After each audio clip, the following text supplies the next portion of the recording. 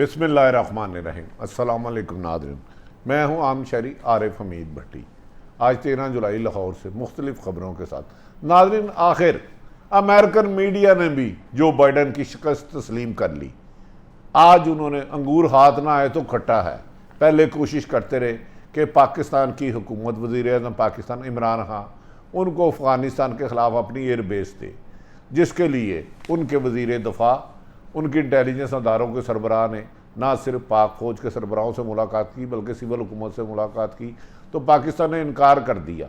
उनकी कोशिशों के बाद आज अंगूर हाथ ना आए खट्टा, तो न्यूयॉर्क टाइम ने एक झूठा दावा कर दिया कि पाकिस्तान से अड्डे मांगे ही नहीं थे, जिसका न्यूयॉर्क टाइम राइटर और दीगर आला तरीन इंटरनेशनल अज़राए ब्लाग इसका जिक्र कर चुके हैं कि वज़ीर-ए-आज़म पाकिस्तान ने इवन के खुद अमेरिकन टीवी को इंटरव्यू देते हुए कहा था, अमेरिकन सहाफ़ी के जवाब में, कि नहीं, नामुमकिन है कि हम अड्डे अपनी बेस नहीं देंगे। दूसरी तरफ कहा जा रहा है कि अफ़गानिस्तान ने अमेरिका की पसपाई, भारत की रसवाई और अशरफ गनी की कठपुतलियों की नाकामी के बाद भारत ऊंचे हथकंडों पर उतर आया है। भारत ने वहाँ जो दहशत गर्दी के लिए असला सप्लाई किया था, उसकी भी रिपोर्ट्स इंटरनेशनल ज़राए ब्लाग शाया कर चुके हैं, जबकि तालिबान के तर्जमान ने वाज़ेह तौर पर कह दिया कि पाकिस्तान ने हमेशा अफ़गानिस्तान में अमन कायम करने के लिए अफ़गान की मदद की, हमारा बरादर मुल्क है और हम इनके ख़िलाफ़ नहीं जा सकते। याद रखें कि पिछले 20 साल अमेरिका रहा और CIA के लोग उधर ट्रेनिंग देते रहे, ट्रेनिंग सेंटर कायम करके कि पाकिस्तान में दहशत गर्दी की जाए। यकीनन ये सूरत हाल पाकिस्तान के लिए बेहतर है कि आने वाले दिनों में अफ़गानिस्तान में जितना भी अमन कायम होगा, उसके समरात पाकिस्तान आएंगे और पाकिस्तान इकानमी को बेहतर करके अब अपने आप को दफाई मजबूती की तरफ ले जा रहा है। और पाक फ़ौज की इस वक्त अफ़गानिस्तान में अमन करने के लिए तमाम सलाहियतें बरोए कार ला रही हैं और पाक फ़ौज इस सिलसिले में लम्हा माल लम्हा अफ़गानिस्तान और भारत पर नज़र रखे हुए हैं और इंटेलिजेंस शेयरिंग कर रहे हैं कि कहीं भारत अफ़गानिस्तान के नाम पर पाकिस्तान का अमन तबाह ना करे। दूसरी तरफ बदकिस्मती ये है, हमारे सियासतदान, हुकूमत हो या अपोजिशन है, इनको अब सियासी इख्तलाफ करने का हक़ है। सियासी इख्तलाफ राय जमहूरियत का हुसन होता है, लेकिन जमहूरियत के हुसन में हमारे सियासतदानों ने गंद और गाली गलोच, गालम गलोच ब्रिगेड को मुतारफ़ करा दिया है। किसी की माँ महफूज नहीं, किसी का बहन नहीं, किसी को कश्मीर फरोश, किसी को डाकू का बेटा, किसी को गुद्दार, इस किस्म के अल्फाज इस्तेमाल किए जा रहे हैं जो ना सिर्फ जमहूरियत के लिए ख़तरा है बल्कि सियासत की बदनामी का भी बायस बन रहे हैं। क्या हमारे सियासतदान इस मौके पर होश का नाखून लेंगे? अपने सियासी मुखालिफिन के ख़िलाफ़ इख्तलाफ राय ज़रूर करें, लेकिन क्या अखलाकियात और को पसे पर्दा डाल के गाली गलोच और नाजेबा अल्फाज से सियासत में के ज़रिए आप अपना स्ट्रीट बैंक वोट बना सकते हैं? ऐसा हरगिज़ नहीं लगता। नाज़रीन, आप जानते हैं कि वज़ीर-ए-आज़म इमरान खान ने जब अमेरिकन टीवी को इंटरव्यू दे के बाशगाफ लफ्ज़ों में कहा कि हम पाकिस्तान की सरजमीन की 1 इंच भी किसी मुल्क को भी किसी दूसरे मुल्क के ख़िलाफ़ इस्तेमाल करने के लिए नहीं देंगे, तो जिस पर अमेरिकन सहाफ़ी हक्का बक्का रह गया। आज न्यूयॉर्क टाइम ने अपनी हिफ़्फ़त मिटाने के लिए अपनी जो दहशत थी उसकी कि हमारे एक इशारों पर दुनिया नाचती है, जब पाकिस्तान ने उसके इशारों को इनकार करके रिफ्यूज़ किया, जिसमें जो बाइडन ने जिसको अपनी इंसल्ट समझी और जिस पर जो बाइडन के ख़िलाफ़ भी सख्त तरीन तनकीद की गई अमेरिका के मीडिया में, उसके बाद आज न्यूयॉर्क टाइम्स में एक आर्टिकल छपवाया गया जिसमें यह दावा किया गया कि CIA के डायरेक्टर पाकिस्तान आए थे। उन्होंने पाकिस्तान के आर्मी चीफ, DG ISI और सिविल हुकूमत से तफसीलन मुलाकात की थी और इस आर्टिकल में ये झूठा हकायक को मसक करने की कोशिश की गई कि उन्होंने कहा कि इस मुलाकात में दहशतगर्दी के खिलाफ कार्रवाई से मुतल्लिक गुफ्तगू बातचीत की गई थी, जबकि सच ये है कि इस मुलाकात में अमेरिका की एक डिमांड थी कि हम 20 साल अफ़गानिस्तान में नाकाम रहने के बाद चीन पे नज़र रखने के लिए कि चीन माशी तौर पर दुनिया की सुपर पावर बन चुका और पाकिस्तान नाकामियों के दहाने भारत नाकामियों के दहाने पर पहुंच चुका है, इस वजह से हमें एयर बेस दी जाए। उनका मकसद था चीन को कंट्रोल करना। लेकिन वज़ीर आज़म पाकिस्तान ने दो टोक अल्फाज में अमेरिकन सहाफ़ी को कहा कि नामुमकिन है, हम नहीं देंगे एयर बेस, और सोचना भी ना। और इसका उन्होंने मुतअद्दिद बार इज़हार किया। जब सऊदी अरब गए तो उन पर भी दबाव डाला गया, उन्होंने इसको भी इनकार किया। उन्होंने कहा कि अब पाकिस्तान की सरजमीन पर पाकिस्तान की हुकूमत और पाकिस्तान की इस्टेब्लिशमेंट सिर्फ वो फैसला करेगी जो पाकिस्तान के मफाद में होगा। हमने दूसरे मुल्कों की जंगें लड़के पाकिस्तान ने खरबों डॉलर का नुकसान और 80,000 से ज़्यादा शहादतें दे दी हैं, अब सिर्फ और सिर्फ पाकिस्तान के लिए काम होगा। नाज़रीन, इस तरह जब अमेरिका इन नाकामियों के बाद रात के अंधेरे में 2 जहाज़ों में अपना फौजियों को लेकर अफ़गानिस्तान से फरार हुआ, तो अशरफ गनी ने एक बयान दाग दिया कि अमेरिका के इस तरह पुरसरार फरार के बाद जो काबुल और कंधार में तबाही हुई, अगर हमें वो 3 घंटे पहले बता देते इतनी तबाही नहीं होती। जबकि तालिबान वादों के मुताबिक इन अमेरिका फ़ौज के इनखला पर किसी एक जगह पर हमला नहीं किया। अब अफ़गानिस्तान की इतनी पेशकदमी हो गई कि वो जब चाहें चंद दिनों के मार्जिन देकर काबुल पे भी अपना कब्ज़ा कर सकते हैं। लेकिन वो कंधार के बाद अपनी स्ट्रेटेजी चेंज कर रहे हैं, क्योंकि इस सिलसिले में तालिबान का कहना है कि वो किसी भी सुपर पावर के दबाव में आके अब अफ़गानिस्तान में हुकूमत नहीं बनने देगी, और अफ़गानिस्तान में सिर्फ वही हुकूमत रहेगी जो अफ़गान शहरियों की राय के मुताबिक कायम की जाएगी।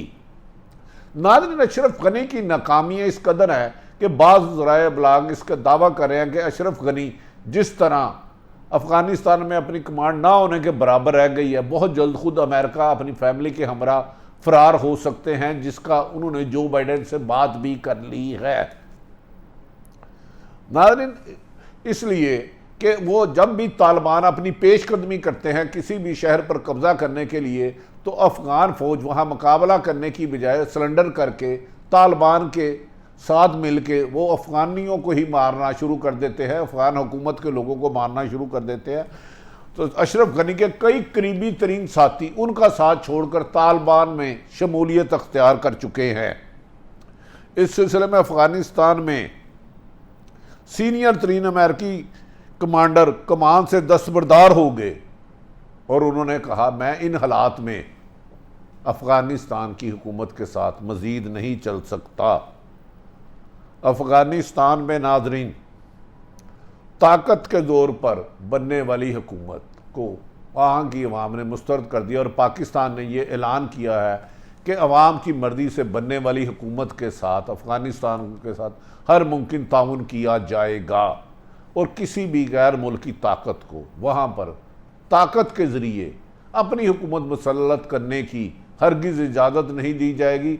अफ़गान अमन के लिए पाकिस्तान अपना किरदार हर मुमकिन अदा करेगा, लेकिन अफ़गानिस्तान को खाना जंगी की तरफ धकेलने वाले किसी भी काम का हिस्सा नहीं बनेगा। जिस पर तालिबान के तर्जमान मुजाहिद का कहना है कि अफ़गानिस्तान की सरज़मीन पाकिस्तान के ख़िलाफ़ हरगिज़ इस्तेमाल नहीं होगी, ना किसी को करने की इजाज़त दी जाएगी, चाहे कोई गैर मुल्की भी वहाँ हो। उन्हें भी खदशा है तालिबान को कि भारत ने अपने राह के एजेंट वहाँ रखे हुए हैं। उन्होंने कहा अफ़गान ज़मीन को पाकिस्तान के ख़िलाफ़ इस्तेमाल नहीं होने दिया जाएगा। इस मौके पर तालिबान के तर्जमान ने कहा, पाकिस्तान हमारा बरादर इस्लामी मुल्क है, हमारा दूसरा घर है, हमारी इक़्तिदार मुश्तरका हैं। उन्होंने कहा कि पाकिस्तान ने हर मुश्किल वक़्त में अफ़गानिस्तान की आवाम का साथ दिया, और हमारे लाखों अफ़गानी जो वहाँ गए थे रिफ्यूजी, उनको पनाह दी, और हम पाकिस्तान के ख़िलाफ़ किसी भी साजिश का हिस्सा नहीं बनेंगे। उन्होंने कहा कि हमें पाकिस्तान की ऊपर फ़ख्र है कि वो इस वक्त तालिबान में अफ़गानिस्तान में अमन कायम करने के लिए हर मुमकिन इक़दाम कर रहे हैं। नाज़रीन, अब आ जाते हैं, एक तरफ तो वज़ीर-ए-आज़म पाकिस्तान ने अफ़गान इशू पर वादिया पॉलिसी और आर्मी चीफ कमर जावेद बाजवा की वादिया पॉलिसी की वजह से दुनिया में पाकिस्तान का वक़ार बुलंद हुआ, अमेरिका को नाकामी हुई और अफ़गानिस्तान अमन की तरफ जा रहा है। ताहम खाना जंगी के लिए अफ़गान साजिशें और भारतीय साजिशें जारी हैं। अशरफ गनी कठपुतली साजिशें कर रहा है। दूसरी तरफ पाकिस्तान के सियासतदान एक दूसरे के कपड़े उतारने से बाज नहीं आ रहे। सियासत में इख्तलाफ राय जिंदा कौमों की निशानी है। जुल्फ़िकार अली भट्टो या मादी में कोई भी हुक्मरान हो, एक दूसरे के साथ अपने मंशूर पर डिबेट करते थे कि मैंने अवाम के लिए ये फ़ायदे करने हैं, लेकिन अब मंशूर सारी जमातें भूल चुकी हैं। आज मरियम नवाज साहबा कश्मीर में इलेक्शन मुहिम पर जा रही थी और उन्होंने कहा कि इमरान खान कश्मीर का मुजरम है, इसने कश्मीर का सौदा किया है, जबकि इमरान खान ने हमेशा कहा कि वो कश्मीर का सफ़ीर बन के इनका मुकदमा दुनिया में लड़ेंगे और आलमी सतह पर कश्मीर के इशू को, भारत की दरिंदगी को, मकबूजा कश्मीर पे में जारी भारत दरिंदगी को उजागर किया, जिस पर इंटरनेशनल मीडिया ने भी भारत पर के ख़िलाफ़ आर्टिकल लिखे कि भारत इंसानियत की तजलील कर रहा है मकबूजा कश्मीर में। लेकिन बदकिस्मती है नाज़रीन, पाकिस्तान के सियासतदान सियासी मुखालफत बराए मुखालफत में अखलाकियात की धजकियाँ उड़ाते हुए माँ बहनों की गालियों तक आ जाते हैं। पिछले दिनों कौमी असम्बली में होने वाले इजलास में गालियों का भी अब मैं जिक्र नहीं दोहराना चाहता। दूसरी तरफ PTI के अली नवाज गंडापुर ने है काबिल हैरत बात की। उन्होंने कहा कि मरियम नवाज एक डाकू की बेटी है और डाकू रानी है। मरियम नवाज से आप सियासी इख्तलाफात करने चाहिए, आपको जितने मर्जी करें, लेकिन आप अली अमीन गंडापुर साहब या आप तरीके इंसाफ के वज़ीर हैं। एक तो वज़ीर को वहाँ कंपेन नहीं चलानी चाहिए और दूसरी आप अपनी हुकूमत की कारकर्दगी ज़रूर सुनाएं, अपना मंशूर बताएं। आप बताएं कि पाकिस्तान में आपने बेहतरी की, लेकिन मरियम नवाज़ आपके मुखालिफ पार्टी भी है। ख़वातीन का एहतराम हमें करना चाहिए। उनके वालद पर ज़रूर इल्ज़ाम आता है, लेकिन डाकू और डाकू रानी जैसे अल्फाज इस्तेमाल करने से सियासत में गुरेज करना चाहिए, क्योंकि इससे नफ़रतें बढ़ती हैं और कल का सियासत की हमारी हिस्ट्री है। कल के दोस्त आज के दुश्मन, आज के दुश्मन कल के दोस्त। पीपल्स पार्टी और नून लीग एक दूसरे को मीर जाफ़र, गद्दार, नासूर, पेट पार के डालूंगा, आज एक हो गए फिर बिखर गए। तो लिहाजा मेरा ख्याल है आखिरी रेड लाइन क्रॉस नहीं करनी चाहिए। दूसरी तरफ नादरी कहा जा रहा है कि मरियम नवाज़ के बारे में जो इन्होंने लफ्ज़ कहा है, तो मरियम नवाज़ ने कश्मीर का सौदा करने का इल्ज़ाम लगाया और इमरान खान को वोट चोरी का कहा और कहा कि अगर इमरान खान ने वोट चोरी की तो हम एहतजाज करेंगे। लगता है मरियम नवाज़ कश्मीर में इलेक्शन कैंपेन के दौरान सामने बज़ाहिर बादिउल नज़र में नज़र आने वाली हार के पेश नज़र अपना बैलेंस खो बैठी हैं। इनका सॉफ्टवेयर अपग्रेड नहीं हो गया, तब्दील हो गया। जिस तरह वो फ़ौज की तारीफ़ कर रही हैं और इलेक्शन से पहले कह रही हैं अगर मैं हार गई तो एहतजाज करूँगी। क्या मरियम नवाज़ को ख़दशा है कि वो कश्मीर में इलेक्शन हार जाएंगी? हमारे सियासतदानों को एक दूसरे के ख़िलाफ़ इख्तलाफ राय की तो इजाज़त होनी चाहिए, लेकिन एक दूसरों की इज़्ज़तें उछालने से गुरेज करना चाहिए।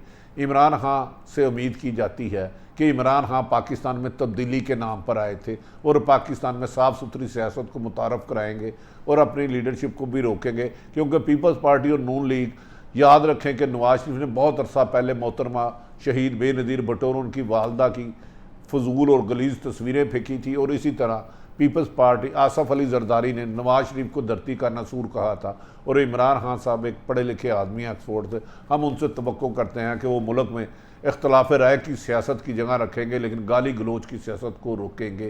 ताहम इसका फ़ैसला कश्मीर की अवाम करेगी कि आइंदा कश्मीर की हुकूमत का ताज किस जमात के सर होगा। नाज़रीन, आरिफ हमीद भट्टी ने तमाम सूरत हाल आपके सामने रखी। आरिफ हमीद भट्टी का यूट्यूब चैनल पसंद आए तो सब्सक्राइब करें। अपने इर्द गिर्द रहने वालों की खुशियों का ख्याल रखें। पाकिस्तान जिंदाबाद।